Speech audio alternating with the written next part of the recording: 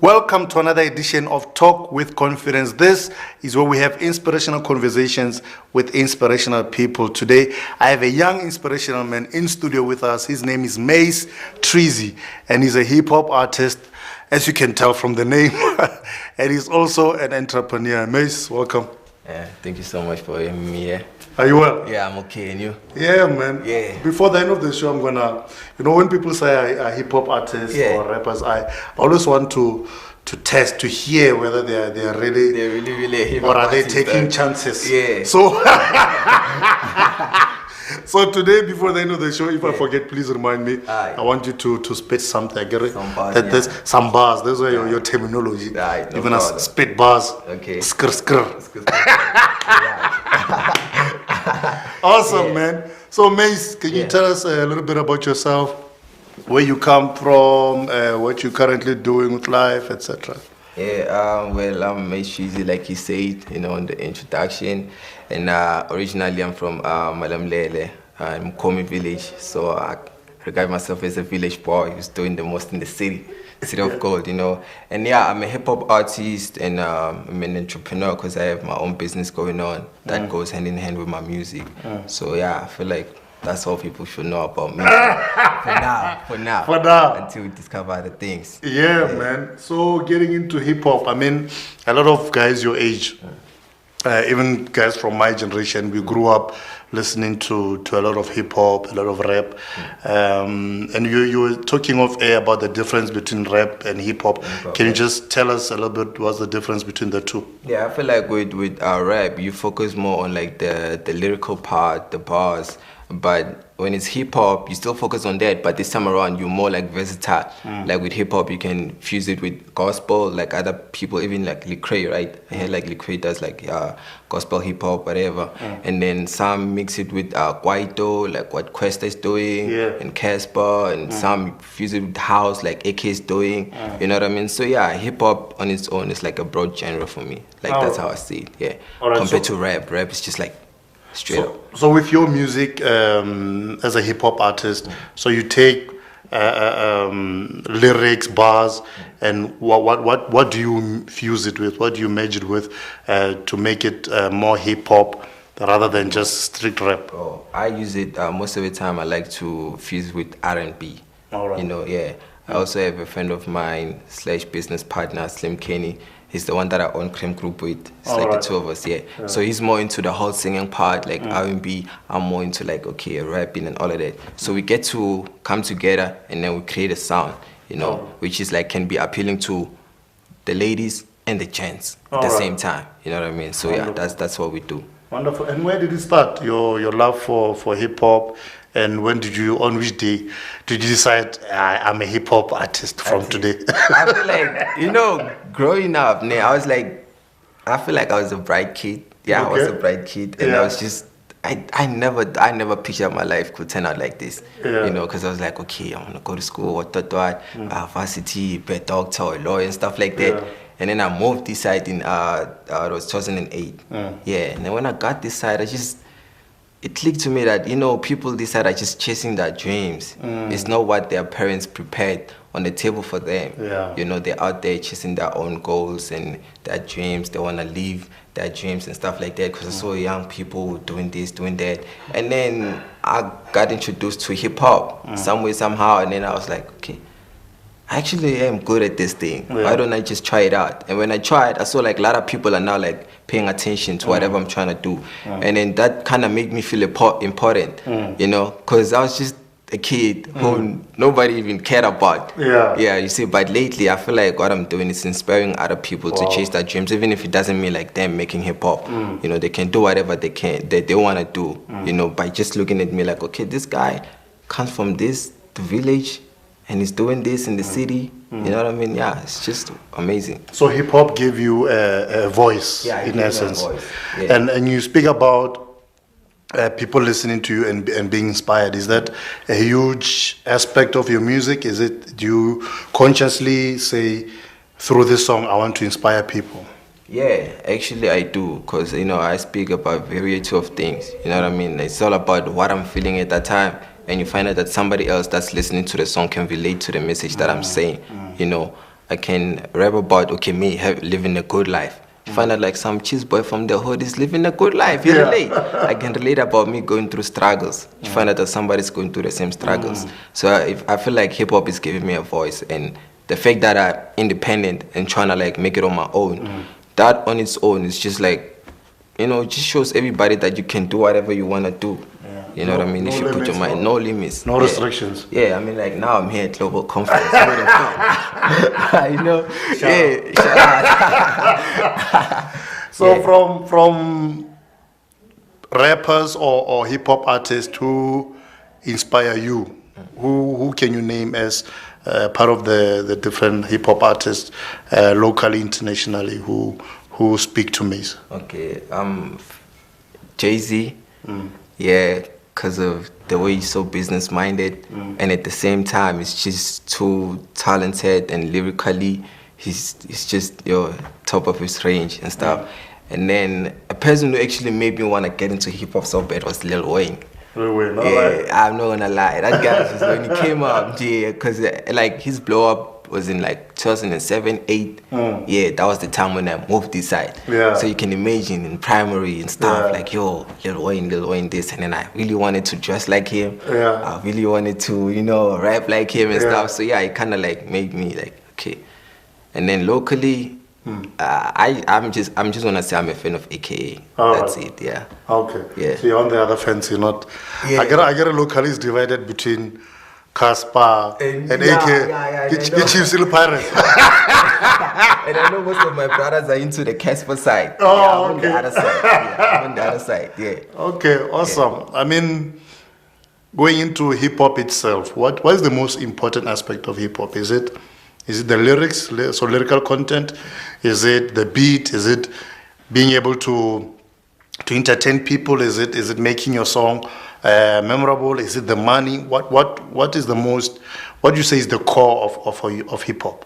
The core of hip hop for me gotta be the lyrics and being able to entertain people.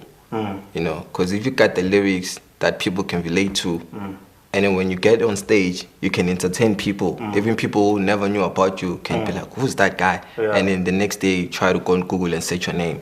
Yeah, I feel like that's the core. With those two things, you can make it regardless. Yeah. Awesome. Yeah. Now, going into your entrepreneurial journey, you say you co-own a company called Cream Group. Yeah. Can you just tell us a little bit about that?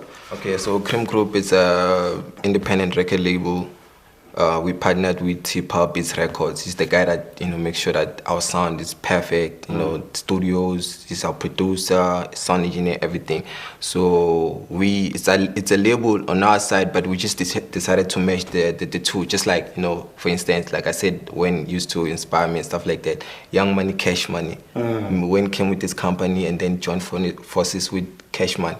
So it's the same way with us and stuff like that. So we are more into like the whole marketing stuff, making sure that we go out there, and then the other guy focuses more on the sound. And then when we come together, we shoot our own visuals, you know, videos, music videos, and everything. And we also do like branding, the merchandise. So, all right. Yeah. So part of your merchandise, your hoodies, part of your merchandise. Yes, Money Trees 100, and then the hoodie. Yes, Cream Group. And then also the tee. Yeah, it's Money Trees. For the more serious days. Yeah, for the more serious days. For the golf days. For people like you. Awesome, man. And then from a business point of view, you said one of the reasons you admire Jay-Z is because he's got the talent. Lyrically, he's able to write powerful songs, but also, I mean, he's recorded as hip hop's first billionaire, which means from a business point of view, he's quite astute. So, how important is the balance of the two, do you think? I feel like it's very important to know your business, you know, in and outside of it, you know, so that if somebody had to come and say, oh, I'm offering this for you, I need you to help you to get from point A to B or go to another like level and stuff like that, you will know how to maneuver the whole thing. You're not just gonna be like some hip hop kid who's clueless. And then that's why you see a lot of kids right now sign deals, and then after 5 years they realize that I don't have money, I don't own anything, I want out. Wow. You know, some get depressed, they end up, committing suicide. It's because they went into this whole thing with no business knowledge, and it's a dangerous game. So me, I'm grateful to have brothers around me who teach me about these things, who are doing these things, so I get to learn from them and apply the same method into my music, so I can know my music in and out, register my own music, promote, manage myself, do everything, so that when somebody comes, I already know. It's just them like taking like some work off my shoulders. Yeah. You know what I mean? So, but from an ownership point of view, so you retain full ownership. Full ownership. I own my masters. And I mean, we're laughing about it, but it's such a serious issue in music as well, because you find so many musicians who everybody knows their songs. Everybody, if you say the name, they know them. But if you had a look at them, or their will or their assets at the time of passing, they were almost broke. They were this close to being homeless. So are you, from a hip-hop artist to other musicians, or not just hip-hop artists, what would you say is one of the lessons to learn in terms of ownership, in terms of making sure that the business aspect of your career is intact? I feel like first and foremost, what you need to do is to not be lazy, don't be ignorant. Go out there to Samro, Sampra, and all of that, find out information about how can I get my music registered, how can I get my company registered, the producers that you work with. Before you can even make a song, already you must talk about the business side, like, okay, if we had to make it with this song, what's gonna happen? What's my cut, what's yours? So that, from the ground level, you already know where and how you're gonna go with everything if you make it.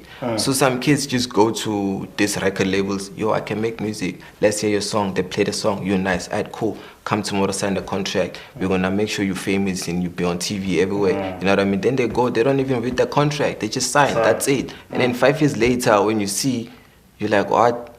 Where's my money at?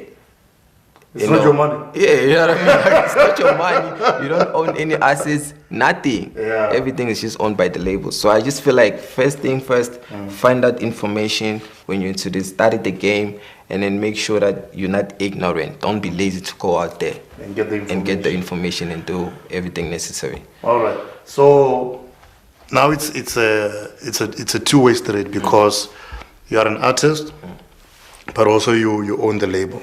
So when artists, because labels do that, although it's unethical, they do it to maximize their profits.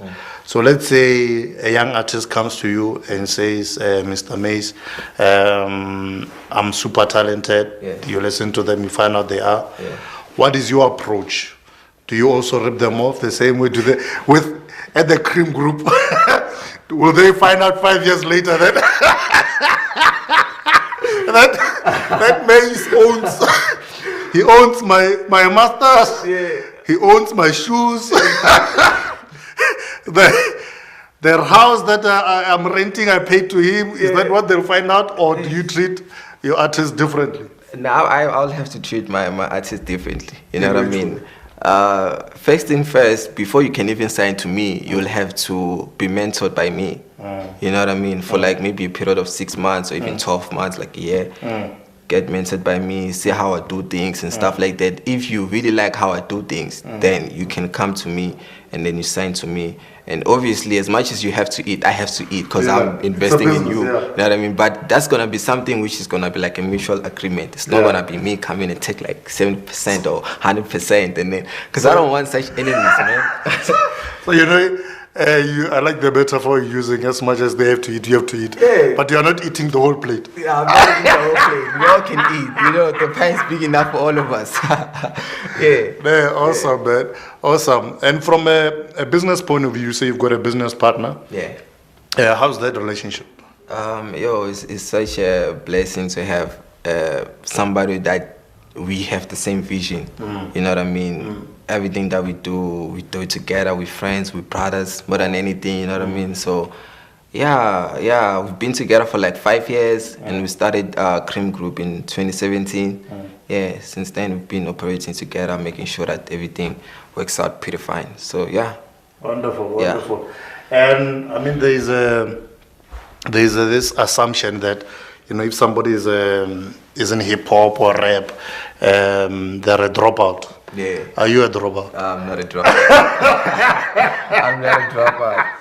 Hey. So from academically, what are you busy with? What have you done, and what do you foresee doing in the future as well? Okay, so I've done events management in Hospen College. So yeah, next year I'm planning on I'm going into law, you know. Okay. Because yeah, like I said, like already the business side, I can see one thing or two. So now I want to go into law and just be able to represent myself if I have to. Yeah. You know what I mean? Or just know like a couple of things. So yeah, I'm not a job. I come from a family which is like academically gifted and stuff. Yeah. So yeah, dropping out is it's not an option. You know, even if it takes me years to finally graduate, but I can't drop. Yeah.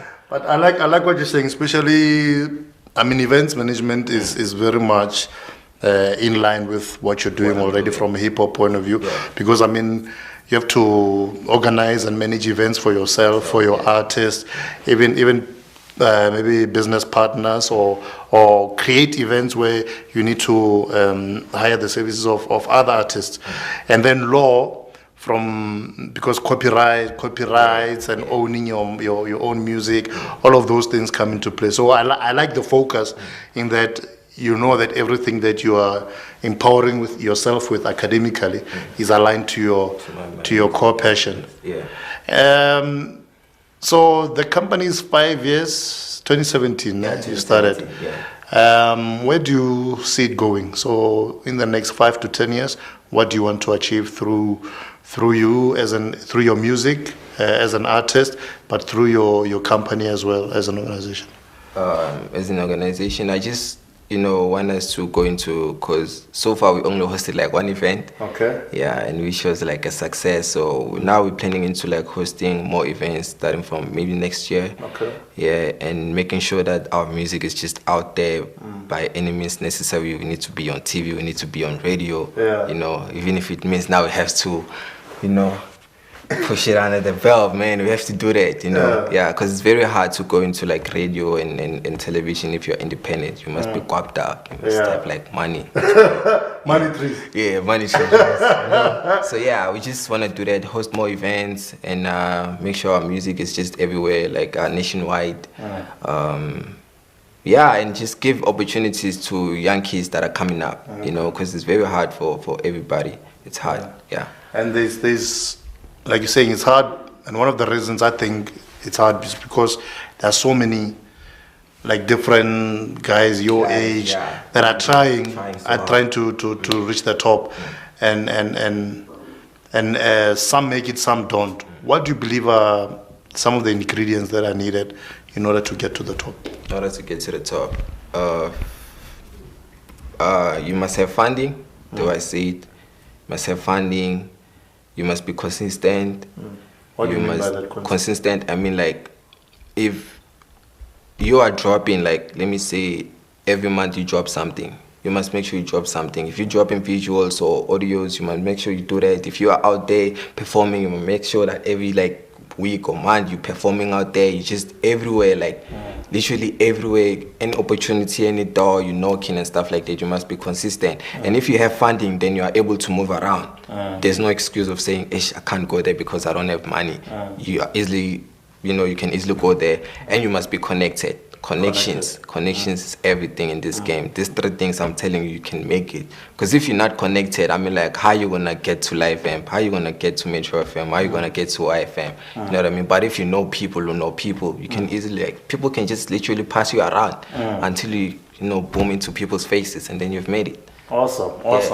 What do you want to achieve through your music? So if in 50 years time, and Mace is an old man. He's an old man. Will you still be rapping, man? I don't think I'll probably be like, Or he's spitting OG rhymes. No, I don't think I'll be doing that. I just want to have I want Cream Group to be one of the biggest labels in the country. Yeah, and yeah, man, I just want to help a lot of people because where I'm coming from, I hear now there are some kids who are making music that side, and some always want to text me, find out what's happening, how I do things and stuff. So actually, I want to help everybody that side, Madam Lele, because right now I see Shoma Josie is holding one for us, and Rizin and who's the other guy, PH. Yeah, so I just want more Tsonga people to be on there in the industry. Yeah. Almost one of the things I believe is that when doors open for you, you have a responsibility to open the doors, because right now I'm sure there are no doors that you knock on there and people are not willing to open. But it means also for you it's a lesson that when I get to that particular level, when I have that level of influence and I'm able to open doors for others, it means that you must also then open those. So that's what I like. About what you said. I want to do actually. Yeah. Okay. Yeah. So in order to actually do that, you need to make it first and have all these resources, all the information, all the connection, and everything to do that. So yeah, that's my plan right now. Once I accomplished everything, then I'll be able to. Wonderful. Yeah. Wonderful. And if people want to get hold of your music and your merchandise, where should they go? On Google. With me it's easy. I'm not trying to brag, but if you can type Mace Treezy, spell it. MACETREEZY. Yeah, it's Mace Treezy, and then people can see me and everything that has to do with Cream Group. And then with Cream Group, it's a bit skeptical because you have to know exactly. Yeah. So on Twitter is at the Cream Group. Facebook is Cream Group. Twitter is also at the Cream Group, and then we literally everywhere. All right. Yeah. So Cream Group, is it spelled the way we normally spell it, or is it a special spelling? Yeah, the way you normally spell it, ice cream. Because Cream hip-hop Group. artists, Hey, it's not just Treezy, it's called a Z. Okay, wonderful. But you enjoy what you're doing? Yeah, I'm enjoying it. Even at home, they know I'm enjoying this. I've been doing this. Yeah. All right. At the beginning of the show, I said when somebody says they're a hip hop artist, they don't believe. I'm skeptical because there are many. So now we're gonna give you the opportunity to prove that you're a hip hop artist. That I'll take my chance. Okay. But before that, I'm gonna leave you to do your thing. But thank you so much for joining us. That was Mace Treezy, and we're gonna round off the show with a cappella. He's gonna be spitting bars. Skr. All right, wonderful. Yeah, so do I do it now? Yeah. Okay. Hold famous, I didn't change all the rules. I'm hard-headed, but they know I'm the truth. I came and show them whatever I can do. They looking at me like I got all the juice. All of these chicks, they want me. I'm working my sneakers lovely. Shine on these niggas like lightning. She effing with me cause I'm popping. Nisuke my guys, and if you get line, one of a fan of a chin, I'm a choir, but long as she guys, I am the plug. I play on the big league. Like a champion and a captain. You can see it through your membrane. Everybody's on the same thing. Like duplicates, we see no difference. Me and my niggas on the cam. When I come through, it's a damn fame. Tonga boy, I'm flexing hard, eh? Now you see me with the stars, eh? And I ain't even hard to find, eh? Cause my car is supercharged, eh? Nice. Yeah. No, I took my chance. He's a hip hop artist. Thank you so much for watching. Follow the Cream Group, follow Mace Treezy, and do join us again next time right here on Talk with Confidence on Global Conference TV. And I dropped something. You can find my music video for 25 and Rich Guy on YouTube. Just search the Cream Group, you're gonna see it there. And also my project, My Last Year Being Broke, Hood Famous 1 and 2, available on Audio Mac and SoundCloud. So yeah, thank you. Thank you, sir. What's up? Sharp. Sure.